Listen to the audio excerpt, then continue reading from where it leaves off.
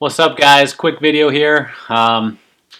Two things I'm going to talk about. It's going to be like two-part video. First half is going to be talking about the main title of this video, the fact that I had an unfortunate incident with the deer and the forester. The second thing is going to be kind of updating you on where I'm at with the lift, kind of like what the process is looking like thus far, what I've done since the last video.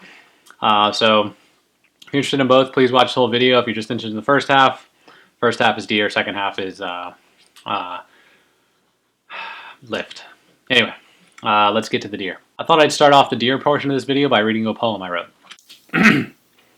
'Twas the night before Thanksgiving, and all across the road, not a creature in sight, not even a toad. Then out in the road ran a deer like a flash. I couldn't stop the forester, so I hit him in the ass. The end. That was all in my head. This is not actually even a notebook. This is it's like a filter for a light. Anyway, so yeah, I hit the deer with the forester, like a 6-lane highway, 3 lanes on each side, like nothing but concrete everywhere. I don't know where the deer came from, but I was next to a guy. He was in the left lane. I was in the center lane. He slammed on his brakes, and I noticed that and thought, oh crap, what does he see? And then I saw a deer, and I slammed on my brakes, and the deer was running, and I got slowed down just enough that I just kind of like bumped him. So it wasn't like the worst impact ever. It could have been much worse had the guy next to me not reacted and cued me into the fact that there's a deer on his side of the road. But anyway, I was safe. There was nobody with me, so it was just me. And yeah, it was late at night. I guess it's like deer are in rut or whatever you call it. So it was a buck. The male deers are like running around trying to find mates or whatever. So anyway, I mated with him, back of the forester, mated right in the back of him. He ran off, just kind of laughing as he ran away. I'm assuming he was fine. I don't know. I didn't hit him that hard. You'll see in a minute when we look at the damage. But yeah, unfortunately, I hit a deer. Be careful out there because deer are they're no good to hit in your car. But let's go take a look. It's really not that bad, but it's bad enough that I got to take it in and get the insurance to kind of patch it up a little bit. All right, let's go look. Alrighty, here's the damage to the forester. At first glance, it doesn't look too bad. Obviously, this is punched in here. You can see very clearly that the grill is shot. So hit the deer straight right here. The grill itself is obviously clearly broken. There's a little bit of deer fiber there. This bottom grill is broken as well. You can see this piece, this guy here, that one. So I don't know if this is a separate piece. I'm hoping it is. If so, it means they shouldn't have to paint the bumper, which is good news. The hood does open, but if we look a little closer here, this is the hood closed. This gap, the gaps are not great on Subarus, but this gap was definitely not this bad before. So I think the hood is kind of crunched in and maybe pushed back, you know, kind of bent in like this. It might be hard to see, but there's a ripple right here, like a little bend in the hood. There could be other damage. I'm not obviously an auto body expert, but other than that, it doesn't look too bad. So I'm hoping, I don't know if they can straighten this hood without doing any paint work, but that would be obviously ideal. Brand new OEM paint. I don't want to get it, you know, I don't know. A lot of body shops are good, but it's never OEM ever again. So mostly took the damage here and this bottom grill. I think this bottom grill is a separate piece. So that's good news. I'm hoping that this can be replaced, this can be replaced, and then the hood can be kind of bent back into position. Other than that though, I didn't see anything else, but I can update you guys as the insurance people tell me. Alrighty, cool. Here's the fun part, lift stuff. So I've done some things around the garage to prepare for the lift. We're gonna go out and look at it in a second. But first off, I'm gonna show you which lift I've decided to order. I've actually already ordered it yet. It hasn't shipped or anything. I'm hoping that kind of the Thanksgiving holidays and stuff kind of screwed up their schedule, but I'm hoping it ships on Monday.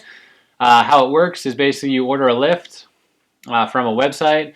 They can deliver it to you residentially, but you have to have some sort of mechanism of getting it off of like a giant truck. So you gotta have like a forklift, or I think some people have done it with like an engine hoist or whatever, but it's kind of a pain to do because you're talking about like 2,000 pounds worth of metal to get off of a truck that's, you know, pretty high. The other option is you can have it delivered to like a local FedEx warehouse or a local like shipping warehouse, and basically you have a trailer you bring there, and again you're responsible for putting it on your trailer and taking it somewhere. Then you got to store it, etc. So what I've opted for is I'm going to have an installer install it. So depending on which installer you go with, anywhere from like $600 to $900 is kind of the general spectrum that I found. You can get it shipped directly to them. They're local to you. They have the means to get it off the truck, etc. They ship it directly to them. They come to your house on install day with the lift, and they include for that price includes shipping it to them bringing it over, installing it. It includes the hydraulic fluid, the oil or whatever they use in most cases as well. So, and it's kind of like warranty, like they guarantee that their work is up to par. So I've never done a lift before. It doesn't look that hard to install, but those are basically your options when you go about buying one. You can try to install it yourself, but then you got to worry about shipping, or you can pay like $600 to $900, depending on your area, to have somebody do it for you. So we're gonna have somebody do it for us, but let's go ahead and look on the computer real quick, and I'll show you what I decided to buy. All right, so I decided to go with the BendPak HD9ST. If you take a look online, there are plenty of lifts in this kind of hobbyist lift section. Basically, what is a hobbyist lift? It's basically a lift that's like small enough and not commercial kind of size, and quality is a bad thing to say, but it's not a lift that's meant to go 15 years in a shop. It's meant to go 15, 30 years or whatever in somebody's garage where they only lift the car up and down a few times a week, etc. Anyway, BendPak is the company I decided to go with. You guys have probably seen this company before. Pretty big name company, which is one of the reasons I decided to go with them. They have plenty of support, great documentation, great installers everywhere. Some of the other companies I looked at was Direct Lift. So here's kind of like some of the pricing you can see. The ProPark 9 is kind of comparable to the BendPak that I purchased. It's a 9,000 pound capacity, which is like basically double the size of any of my cars, but that's not uncommon. 8,000 pound capacity, 9,000 pound capacity, etc. Let's see, I looked at Atlas. This one's roughly the same cost. 4-post lifts, ramps, obviously. These come with rollers, so you can move the thing around the shop, a little motor on the side, etc. But this is the guy that I decided to go with, HD9ST. Why did I decide to go with this one? One was BendPak, just the name, and they just have like a decent reputation for what they produce. They also have like plenty of distributors who sell parts and maintenance, and can like come and work on them without too much hassle. It's a big name company, so BendPak, and I just liked the overall like design and quality. But one of the bigger reasons is actually the dimensions. So features and specs. Now let me go back. If you look at like the width, length, height, all this stuff here, the HD9ST width is probably about the smallest you're going to see. 99 3/4 wide. That's the entire width, including the motor. A lot of the other companies claim to get close to this width, like 103-ish, but that does not include the motor width, and a lot of times the motor actually mounts on the side of the column, which makes it another like 10 or 12 inches wider. So width was a big thing for me, and then length. So these two are about as small as you can get that I've found that actually still has like a decent rise. So you got to remember this thing. The rise is 70 inches, but the boards are 4.5 inches thick, so that's 74.5 inches, which is 6'2", and it's a 4-post lift, so the tires are gonna be sitting on the actual top of that. So then there's another few inches of actual ground clearance to the car. So me being 6'4", 6'5", I should easily be able to stand underneath it, and if not, I can totally set it down a little bit and sit on like a rolling stool around the garage. So this is the guy I decided to go with. It is, you can find the price online, but it's basically $2,800, $2,850, I think. And then the one thing that you do miss is you don't get a lot of the accessories that come with some of the cheaper lifts. They kind of like throw those in to get you excited about buying one of theirs. You can definitely buy all the accessories, but they're not included. I decided to go with the lift plus the jack tray, which basically allows you to jack the car up while it's on the lift. And then what else did I go with? Oh, the drip trays, obviously, because the M3 sometimes likes to leak oil, and I prefer to not have that on the WRX. So anyway, let's go out in the garage and we can talk about kind of what I've done to prepare for this. And yeah, hope you guys are as pumped as I am.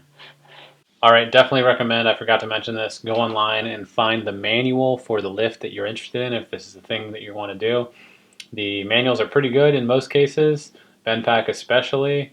I'm not being paid by any of these companies or giving a discount by any of these companies to share this with you, but the thing that was of interest to me is this floor plan. It'll give you the exact widths and lengths and ramp spacing and everything that you need to figure out, hey, A, is my car going to fit on this lift? And B, is the lift going to fit in my garage? So if this is something you want to do, get to know one of these manuals. I'm going to show you in a second what I did with this manual, but I thought it was pretty ingenious to figure out can the lift fit in my garage? Is this the right lift for me, etc. So yeah, let's go check it out in the garage. But this manual is going to be your friend. They have like basically every measurement you'd want to know, plus like concrete specifications and just general how to operate the lift. So yeah, anyway, garage time. All right, so I've done a lot of work in the garage to prepare for the lift. I'm going to show you here in a second. But basically, the lift is going to be going on this side of the garage. Reason being, our door to our garage is right there. So the lift, as we saw on the other video, raises like 70 inches, which is what, 5'10". So 5'10". I don't need a lift, basically, you know, a 5'10" structure being right here in front of the door. So that side of the garage, that way you don't really have to be in and or around it unless you're messing with the cars. But if you remember, my tires were up there, my winter wheel and tire setup. Obviously, I don't want it interfering with the car, so I've moved them above the Forester over here. They're sitting at 7 feet, so even me walking underneath it is no problem. Raising the tracks for the garage gave me way more wall space. So they're there. That rack is really cool. I'll give you a link to it if you want. It's been great. I've had like tons of tires put up there. Past that, obviously all this stuff, the like cabinetry and stuff was on this side of the garage. I moved it all down this way, and I actually like it over here. I got to move that one. That one shelf was the right shelf. It's still in the same spot. I got to move it up and over to kind of get it in line with that one, but I like it over here. It actually fits well. We had my son's little Porsche GT3 on this side, and there wasn't a whole lot of room to get between the cars, and now look at that. I think at least a couple feet.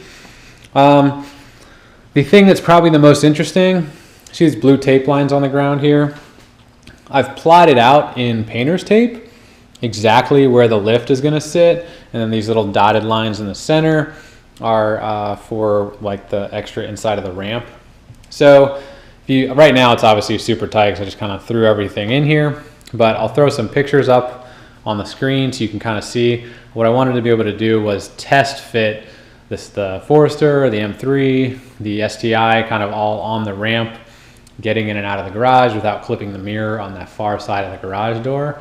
And then on top of that, I just wanted to verify that like getting my wife's car in the garage, getting the Forester in here, we'd still have plenty of space to clear the posts, which this being the narrower of the lifts, we should have plenty of space. That actually completely sits on the one side of the garage. She's got half or over half of the other side to work with here. On this side, I have it sitting reasonable amount off the wall intentionally, so I can, you know, basically I can squeeze by it on this side if needed. And that also means I can open doors on this side. I usually pull in super close here and get close to this wall, but we'll lose a little bit of space from me being able to do that.